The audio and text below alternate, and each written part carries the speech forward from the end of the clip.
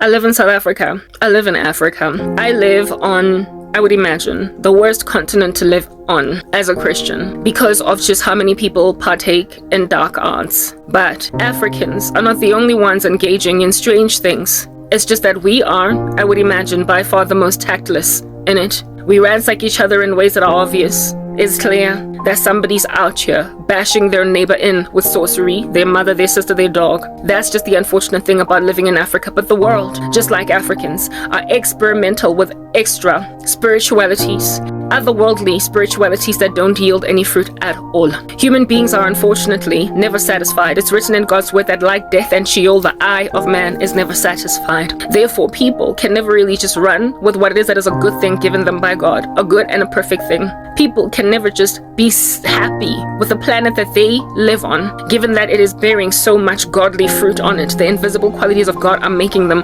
joyful. They're instant gratificationers, if that's even a word. They want it and they want it now. They don't want to wait on God. And they also are constantly trying to see if they can get stuff that they have not worked for in their back pocket.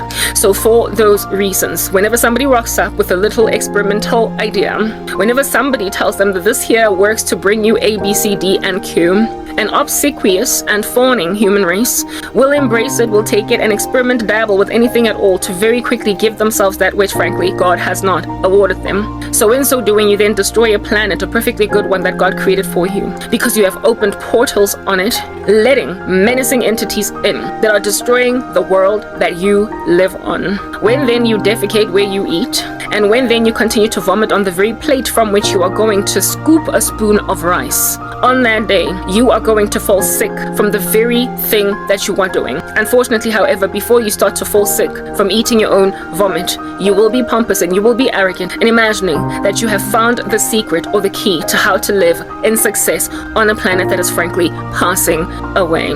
But by the time you wake up, by the time you ultimately snap out of that mental illness, it'll be the tribulation. The world will essentially be ending.